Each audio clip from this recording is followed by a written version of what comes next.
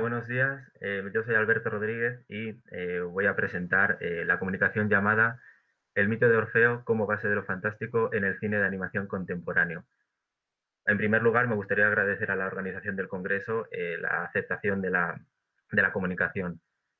Esta tiene como objetivo mostrar algunas películas animadas actuales o no tan actuales que utilizan el mito de Orfeo como, como base para crear diferentes elementos fantásticos a diferentes niveles.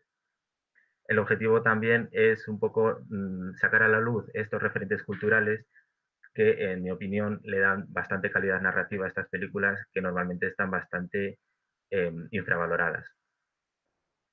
Bien, en primer lugar voy a hablar del mito de Orfeo, voy a decir qué es el mito de Orfeo. Hay varias versiones del mito, pero todas ellas coinciden en los siguientes puntos. Orfeo era el hijo de la musa Calíope y tenía el don de la música. Él con su canto y con su lira podía dominar la naturaleza, los animales, el clima e incluso influir en las pasiones humanas. Él estaba casado con la ninfa Eurídice y esta, un día huyendo de Aristeo, la mordió una serpiente y murió. Entonces Orfeo sintió tanta pena que descendió al inframundo y gracias a su música y a su lira consiguió convencer a Caronte de que le permitiera cruzar la laguna Estigia, consiguió dormir al perro Cerbero y consiguió llegar hasta Hades, al que le pidió que le permitiera llevar a Eurídice de vuelta al mundo de los vivos. Este, tras escucharle cantar y tocar la lira, aceptó bajo una condición, que era que Orfeo tenía que caminar en el viaje de vuelta delante de Eurídice y no podía mirar hacia atrás en todo el viaje hasta que hubieran salido del todo. Y así fue como hicieron Orfeo y Eurídice emprendiendo el viaje de vuelta. Sin embargo, cuando estaban a punto de llegar a la superficie, Orfeo no pudo resistir la tentación, miró hacia atrás y esto hizo que Eurídice fuera arrastrada de nuevo al inframundo ya de forma definitiva. Bien, hay dos motivos principales que han sido creados por este mito. El primero de ellos es el viaje al inframundo o la catábasis para rescatar a la persona amada. Y el segundo es la música como don omnipotente. En las películas de animación, este mito no aparece recreado tal cual, de forma completa, sino que solo aparecen algunos de los motivos o algunas de las escenas concretas que le dan a la película, que recrean ciertos momentos en estas películas muy similares o que recuerdan a este mito. Voy a hablar concretamente de Harry Potter, que aunque no es una película de animación como tal, sí es una película orientada a un público infantil, en principio por lo menos, y tiene aspectos bastante relevantes respecto a este mito. También voy a hablar de Hércules, de la novia cadáver y de Coco. En primer lugar, voy a hablar del primer referente al mito de Orfeo que aparece en Harry Potter y la piedra filosofal. J.K. Rowling es licenciada en filología clásica y las referencias grecolatinas están presentes en toda la obra. Así que no es de extrañar que este mito tan famoso apareciera en su obra. Concretamente, aparece en el personaje de Fluffy, que es un perro gigante de tres cabezas, al igual que Cerbero. Eh, la única manera de vencer a este perro es mediante la música. Y hay que recordar que el Cerbero, el Cerbero de la mitología grecolatina, de las pocas veces que fue vencido, lo fue con la música solamente en el mito de Orfeo. Por lo tanto, aquí podemos ver un referente directo a este mito. En este caso, la lira de Orfeo se ha sustituido por un arpa, que es un instrumento bastante parecido, y además, Fluffy es el guardián de una trampilla que lleva a un espacio subterráneo, al igual que Cerbero guardaba las puertas del inframundo, considerado un espacio también subterráneo. Por tanto, podremos considerar que cuando Harry, Ron y Hermione tienen que descender por esa trampilla, realmente lo que están haciendo es recrear la catábasis de Orfeo de una forma simbólica. En la cuarta película, el cuarto libro de la saga, Harry Potter y el Cáliz de Fuego, también tenemos otra catábasis simbólica. En este caso es cuando en la segunda prueba del torneo de los tres magos, Harry tiene que descender a las profundidades del lago para rescatar y llevar de vuelta a la superficie a la persona que más valora, que en este caso es Ron. También vemos que se recrea ese viaje a las profundidades para rescatar a alguien y en este caso el inframundo se ha sustituido por un lago y los muertos han sido sustituidos por personas inconscientes. Es interesante ver además cómo, tanto en el libro como en la película, se representa el lago de una forma bastante infernal, que recuerda bastante al inframundo.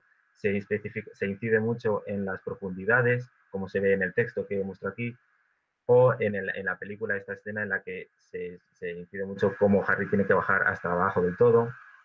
Además se describe el paisaje como extraño, oscuro, neblinoso, sombrío, es algo bastante infernal que recuerda mucho al inframundo. A continuación voy a hablar de Hércules, una película de Disney de 1997. En esta película se recrea de una forma bastante libre el mito de Hércules, pero en el final, para aportar un final positivo, un final feliz a la película, se ha insertado el mito de Orfeo.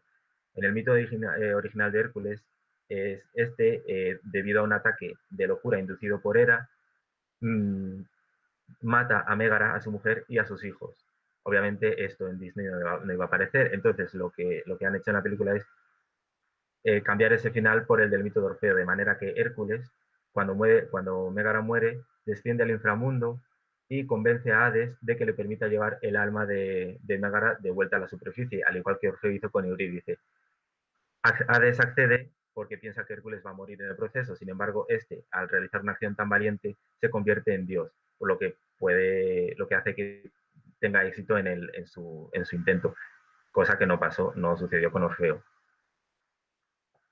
Bien, a continuación voy a hablar de La novia cadáver, de una película de Tim Burton de 2005.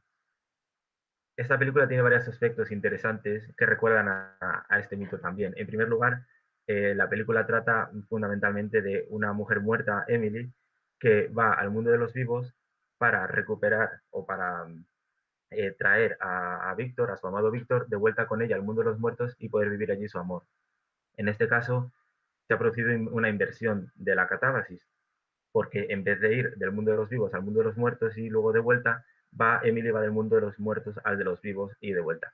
Sin embargo, hay que señalar que el mundo de los vivos se representa, como se puede ver en la primera imagen, de una forma bastante sombría, bastante oscura, bastante robótica, como muy muerta, por así decirlo, mientras que el mundo de los muertos se representa, como se puede ver en la segunda imagen, de una forma muy colorida, llena de música, de alegría, es decir, más viva. Por tanto, realmente simbólicamente los valores de ambos mundos están invertidos en esto. Entonces, en ese sentido, sí que se produce de forma simbólica un viaje al mundo de los muertos, una catábasis.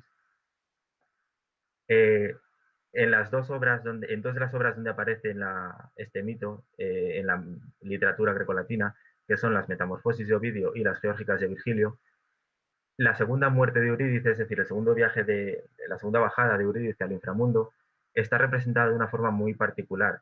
En ambas se representan como ella es arrastrada hacia atrás y tanto ella como Orfeo extienden los brazos el uno al otro intentando agarrarse sin éxito. Además, Virgilio lo representa eh, con unos truenos del Averno y unos rayos, como de una forma más épica.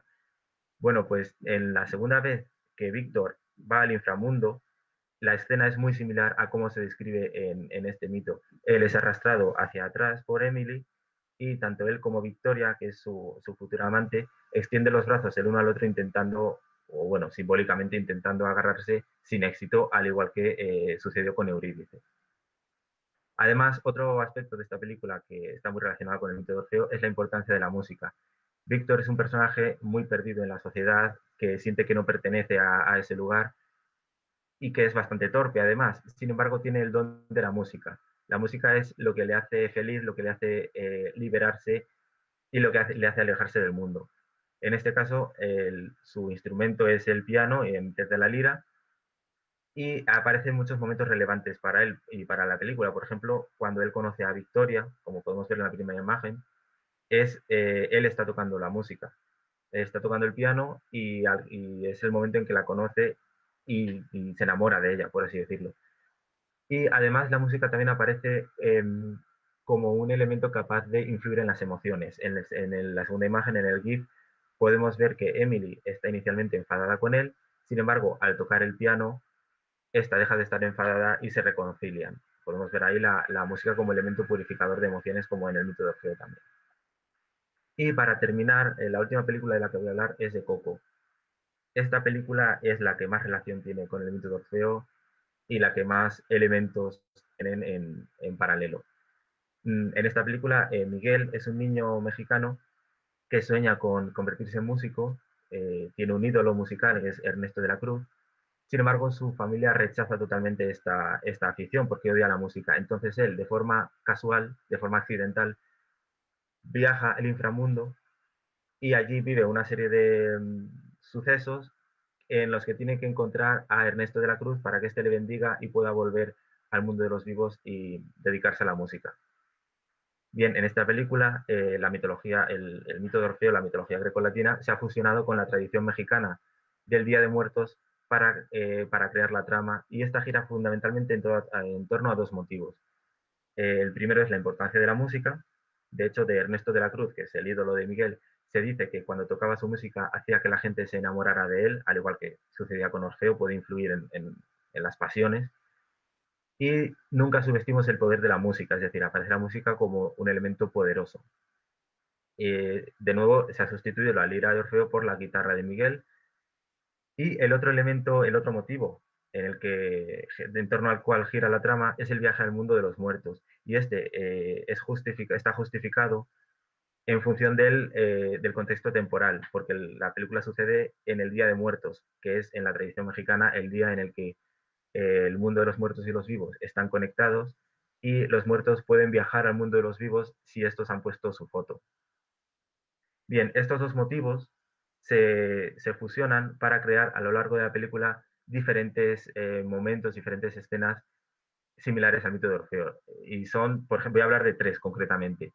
El primero es que la música es la llave para entrar al inframundo, es decir, en Orfeo, en el mito de Orfeo, él, gracias a su lira, pudo entrar al inframundo y pudo llegar hasta Hades. Igual que Miguel, que él entra accidentalmente en el inframundo cuando toca la guitarra. Él la ha robado de la tumba de Ernesto de la Cruz y es al tocarla cuando accidentalmente entra en el inframundo.